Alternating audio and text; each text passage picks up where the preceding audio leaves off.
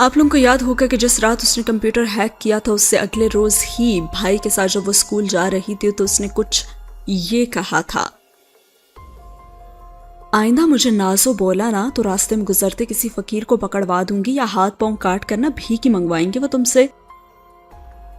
یہ اس سے اگلے دن ہوا تھا جس دن اس نے غلطی سے سسٹم ہیک کیا تھا، اور اب جب وہ یونیورسٹی آئی تو اس نے ای میل چیک کی تو یہی بات ای میل میں ایگزیکٹ لکھی ہوئی تھی،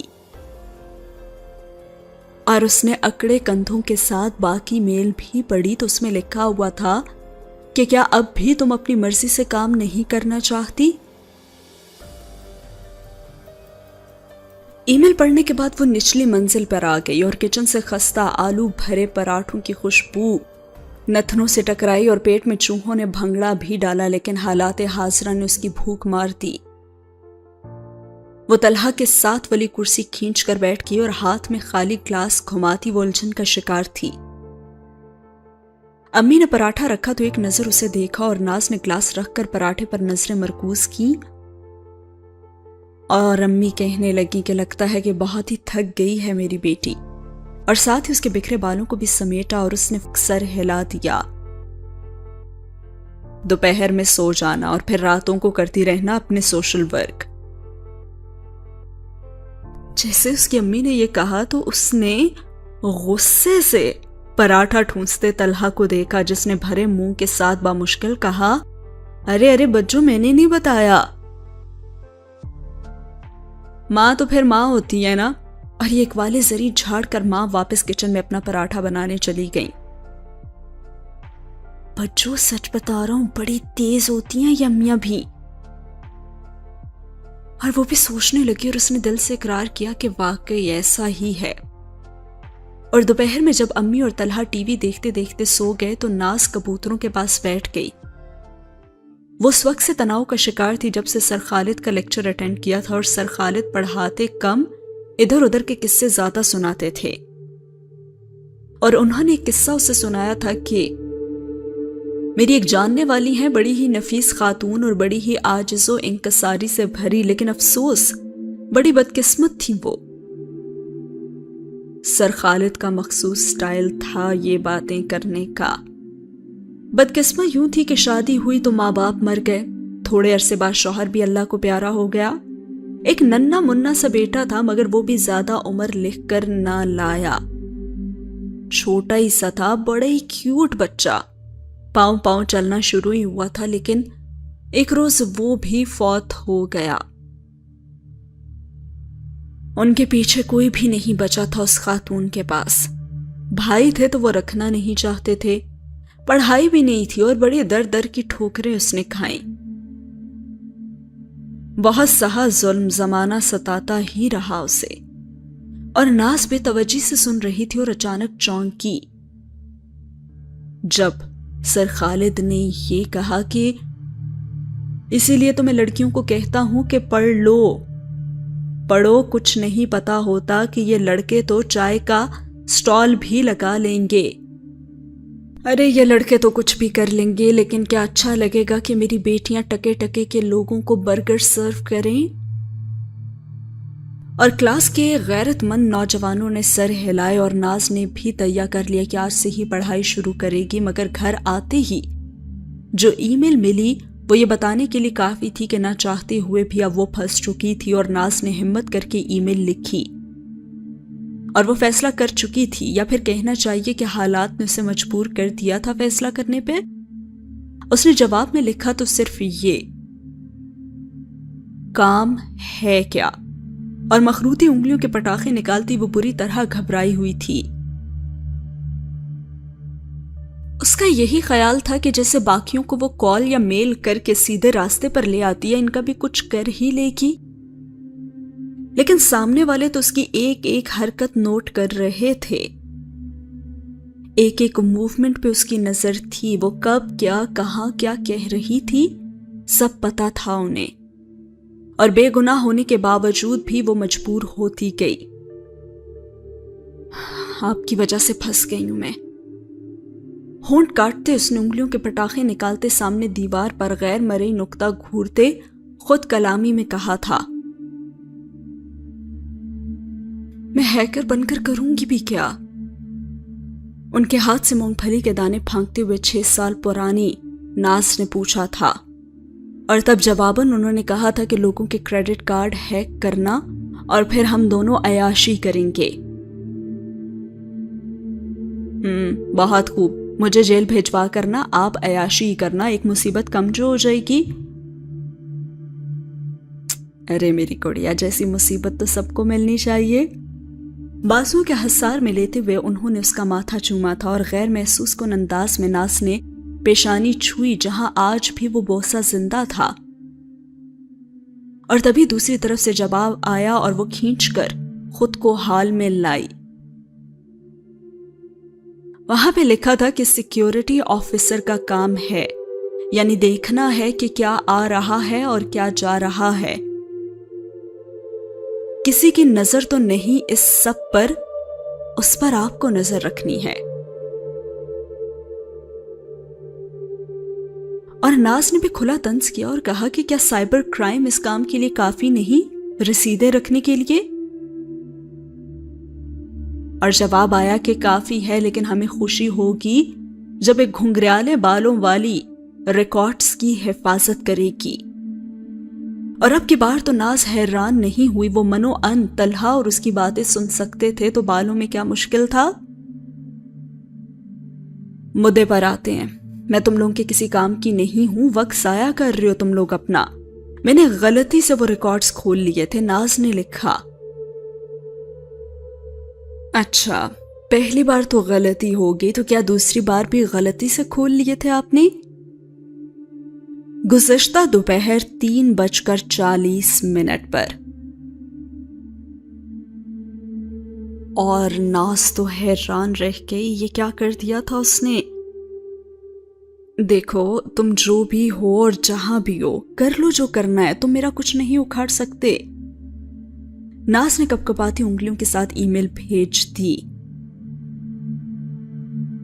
और ये बात तो उसने दिल में खुद से कही थी कि जब तक अल्लाह ना चाहे तुम कुछ नहीं उखाड़ सकते। दरअसल जब वो गुलजेब की गलतियां मिटा रही थी तो उससे खुद भी एक गलती हो गई थी और उसने एक नामालूम सिस्टम को हैक कर लिया था। लेकिन उन फाइल्स में क्या था उसके तो अपने फरिश्ते भी इस बात से लाइल्म थे। लेकिन हाँ, वो इतना समझ सकती थी कि कुछ हसास था, वरना यूं क्यों उन्होंने उसके पीछे लगना था। और वो साइबर क्राइम पर रिपोर्ट भी नहीं करवा सकती थी कि खुद भी बगैर लाइसेंस के वो हैकिंग करती थी। और काफी देर बाद दूसरी तरफ से जवाब आया जिसमें लिखा हुआ था कि ठीक है, हम उठा लेंगे। और आरामदेह गद्दी वाली कुर्सी पर नाज साकित बैठी रही। खाली उल ज़हनी की हालत में वो कबूतरों को देखी गई और ग्रिल के करीब जमीन पर बैठकर उन्हें उसने गिना तो वह 8 थे। और वह अब काफी परेशान लग रही थी चेहरे से और कहने लगी कि क्या करूं मैं। सबसे छोटे वाले कबूतर ने फिक्रमंदी से नाज को देखा भी था। मैं कैसे फंस गई यार, ऐसा तो पहले कभी भी नहीं हुआ और अब कैसे हो सकता है। अरे मीसनो, कुछ बोलो भी तुम लोग। नाज ने ग्रिल से सर टिकाया तो 2-3 कबूतर उड़ गए। हाँ ठीक है, तुम सब भी मिले हुए हो, मुझे कुछ सोचना पड़ेगा कि क्या करना है, लेकिन क्या करूं। और छोटे कबूतर ने जैसे इस सवाल पर कंधे उचका दिए और सीन हुआ यहां पे खत्म।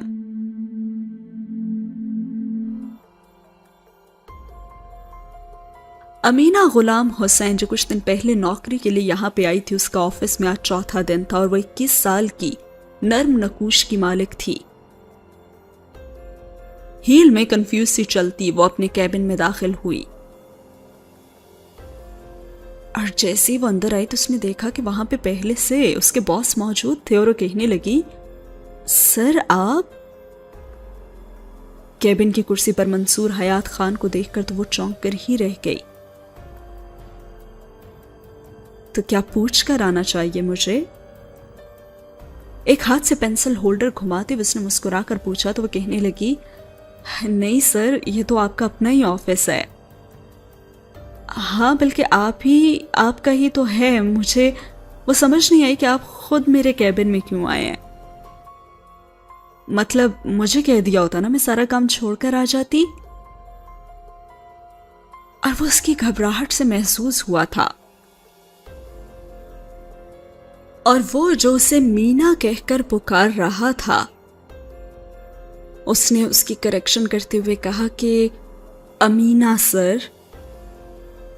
وہ روانی میں شاید بول گئی تھی اور وہ کافی غصے میں آ گیا اور اسے کہنے لگا، اچھا اب اپنے نوکروں کو کس نام سے پکارنا ہے یہ تم مجھے بتاؤ گی. حقارت اور سرد مہری اپنائی اس نے تو حیات کی توقع کے عین مطابق اس کا چہرہ سفید ہو گیا اور وہ کہنے لگی، نہیں سر غلطی ہو گئی، آپ جو چاہے کہہ لیں. اچھا تو جو میرا جی چاہے. جی سر جو بھی. نہ محسوس کن انداز میں اس نے چہرے پر سے بال ہٹائے. تو ٹھیک ہے پھر ایک ڈیل کرتے ہیں. کیسی ڈیل سر؟ چلو تم میرے ساتھ، میں تمہیں بتاتا ہوں. اور وہ کہنے لگی کہ سر میں کسی بھی غلط قسم کی ایکٹیویٹی میں انوالو نہیں ہو سکتی، آپ پلیز سمجھنے کی کوشش کریں. اچھا اگر میں تمہیں فائر کر دوں نا تو پورے شہر میں کوئی کام پر نہیں رکھے گا تمہیں. کیا تم یہ افورڈ کر سکتی ہو؟ اور کیا اپنے باپ کی موت کو افورڈ کر سکتی ہو تم؟ کیونکہ مینا یاد رکھنا، وہ بیماری سے مرے نہ مرے میرے آدمی ضرور مار دیں گے انہیں. اور امینا غلام حسین سر تا پیر لرز گئی اور سین ہوا ختم. یقیناً یہاں پہ منصور حیات خان امینا کے ذریعے ناز کو ہی کوئی نہ کوئی نقصان پہنچانے کی کوشش کرے گا، لیکن کیا ہوگا جانیں گے آنے والی سینز میں. اگلے سین میں دکھایا جاتا ہے کہ اگلے دن ناز نے یونیورسٹی سے خود ہی چھٹی کر لی تھی کیونکہ اسے خوف لاحق تھا کہ کہیں سچ میں وہ اسے اٹھا ہی نہ لیں. امی نے ایک بار اسے پوچھا بھی تو اس نے ان کے تسلی بخش جواب دے دیا. امی وہ دراصل کل صبح سے شام تک کینسر پیشنٹس کے لیے کیمپس لگانے ہیں نا، تو آج میں پورا دن سوؤں گی. 8 بجے امی کو چادر میں سے جواب دے کر وہ بے سود لیٹی بنی رہی.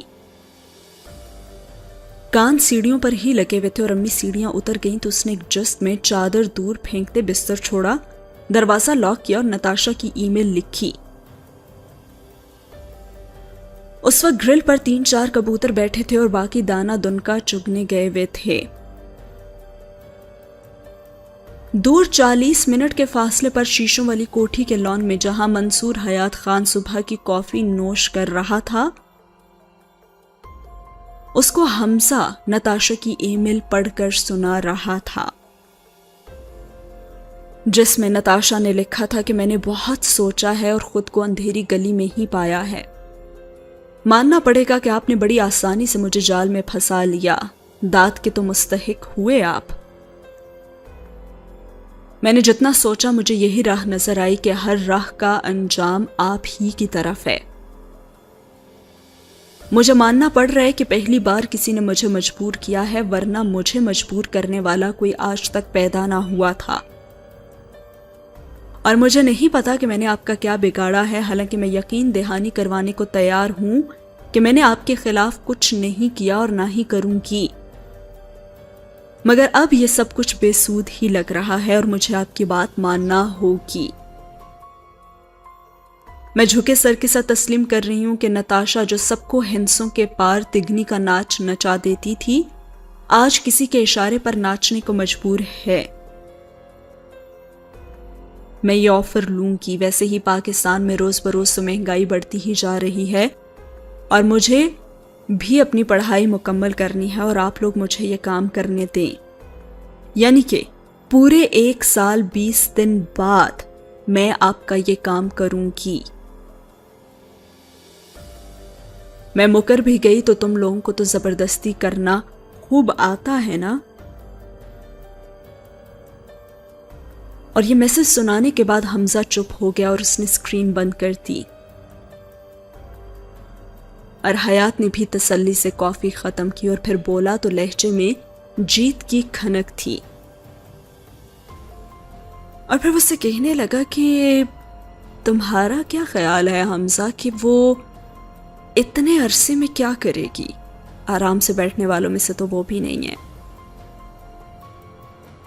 सर, जैसा कि उसने कहा है कि वो पहली बार फंसी है और साइबर में हमारे अपने ही आदमी हैं, और अगर नताशा ने रिपोर्ट। और हयात ने उसकी बात काटी। नाज बोला करो उसे, उस पर नाज ही सूट करता है। जी, नाज ने रिपोर्ट की तो सबसे पहले उससे वो जरिया पूछा जाएगा कि किस तरह ये सारी इंफॉर्मेशन उसके हाथ लगी। लेकिन वो इतनी बेवकूफ़ी नहीं दिखाएगी सर। उसे अंदाज़ा होगा कि साइबर क्राइम हमारा तो कुछ नहीं उखाड़ सकते। बाकी मेरा नहीं ख्याल कि उसके पास और कोई ऑप्शन भी बचता है। और हयात वक्त खंकारा। और फिर हमजा कहने लगा, सर एक मशवरा दूं अगर इजाजत हो? नाज पर अभी ही हाथ डाल लेते हैं, 1 साल कम नहीं होता। वो कुछ ना कुछ तो प्लान करेगी। और हयात ने उसकी बात काटते हुए कहा कि खामोश, क्या मैंने तुम्हें इजाजत दी? और तेज तेज बोलते हमजा को तो जैसे ब्रेक ही लगी और वो सर झुकाए खड़ा रहा। खैर, कल जो आदमी पकड़ा था तुम उसे लेकर आओ। और हमजा झुके सर के साथ पीछे को खिसकता गया और कुछ देर बाद हाजिर हुआ।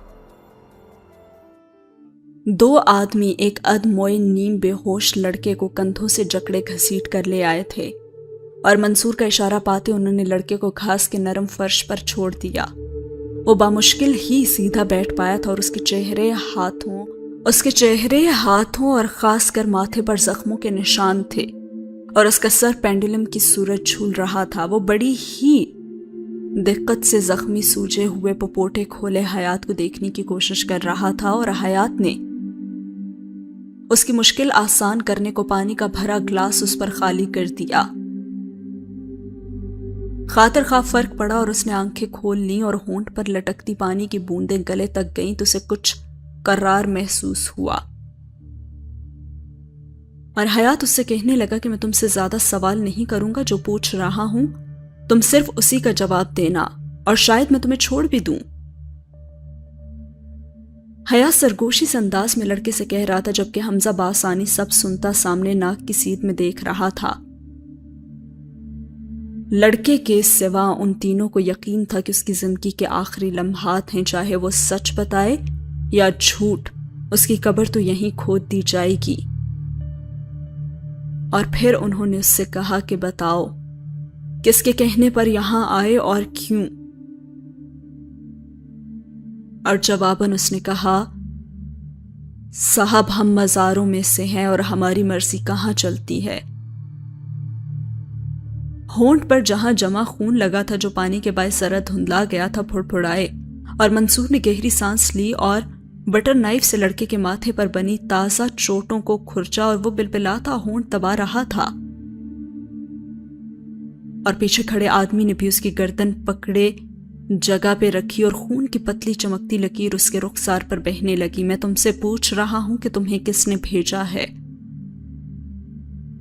बटर नाइफ अंदर खुपती जा रही थी और लड़का दर्द से कराहता अटक कर बोला, पटेल। और मंसूर ने छुरी नैपकिन से साफ की। और फिर उसने पूछा कि अच्छा पटेल, तो ये बताओ कि उसने तुम्हें भेजा क्यों? और जवाब आया कि मजबूर किया गया था। मंसूर ने नाखून से आईब्रो को खुजाया और फिर लड़के की ठोड़ी उंगलियों में लिए बोला, मेरी तरफ देखो, मुझे दिन में कई काम करने हैं। तुम मेरे कमरे से निकलते देखे गए थे और मुझे अंदाजा है कि तुम क्या ढूंढने गए थे, लेकिन मैं तुम्हारे मुंह से सुनना चाहता हूं कि पटेल ने तुम्हें क्या लाने को भेजा था और क्या तुम्हें वो कागज मिले? मंसूर ने बड़े तहम्मुल से पूछकर उसकी ठोड़ी छोड़ दी और अधमोए लड़के ने होले से नफी में सर हिलाया और खून की पतली लकीर जमने लगी। مجھے پٹیل کے آدمیوں نے بھیجا تھا کہ میرا یہ کام تھا کہ میں نوکر بن کر رہوں اور جو کچھ بھی مجھے یہاں سے ملے وہ انہیں بھیجتا رہوں۔ میں یہ اس لیے کر رہا تھا کہ اس سے پہلے وہ کچھ بولتا حیات نے اس کی بات کاٹی اور کہا کہ یہ بتاؤ کہ کتنے دن سے تم جاسوسی کر رہے تھے؟ اور جواباً اس نے کہا 2 ہفتے سے۔ اور کرسی پر سیدھا ہوتے منصور نے پیچھے کھڑے اپنے تینوں ناکارہ بندوں کو دیکھا۔ وہ نظریں چرائے سر جھکائے کھڑے رہے اور حیات نے ایک ایک آدمی کو اشارے سے آگے آنے کو کہا۔ اور پھر آخری سوال جو اس نے اس سے کیا یہ، ارے تم نے تو اپنا نام بھی نہیں بتایا۔ حیات کے لہجے میں پہلی بار نرمی تھی اور اس نے جواباً کہا آفاق۔ آفاق، اب تمہارا کیا کیا جائے؟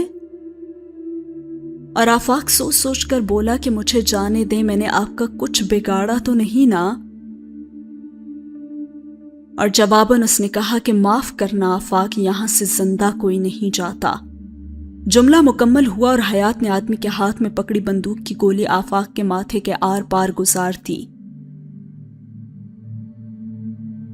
اور گھاس کے فرش پر منہ کے بل گرے۔ اس کے نتنوں میں تنکے گھس رہے تھے اور پیشانی سے نکلتا خون گھاس گندی کر رہا تھا۔ ٹھکانے لگاؤ اسے۔ حیات نیپکن سے ہاتھ پونچھ کر اٹھا۔ وہ ناشتہ کر چکا تھا، انڈے، ڈبل روٹی، کافی اور اب خون کا ناشتہ، اور ساتھ ہی ہوا یہ سین ختم۔ اب ناز تو ای میل کر چکی تھی، لیکن اس ای میل کے کرنے کے بعد کتنی ہی دیر تک وہ زندہ لاش بنی بیڈ پر لیٹی رہی اور اس کا کسی بھی چیز میں اب دل نہیں لگ رہا تھا۔ اور اب اس کا کیا پلان تھا؟ اس 1 سال میں وہ کیا کرنے والی تھی؟ اور اس نے جو ان سے معافی مانگی تھی اس کے پیچھے کیا وجہ تھی؟ جانیں گے ہم آنے والی ایپیسوڈ میں۔ کیسی لگی آج کی ایپیسوڈ؟ کامنٹ سیکشن میں ضرور بتائیے گا۔ اگر اچھی لگی ہو تو لائک کرنا نہ بھولیے گا، چینل کو سبسکرائب کرنا بھی۔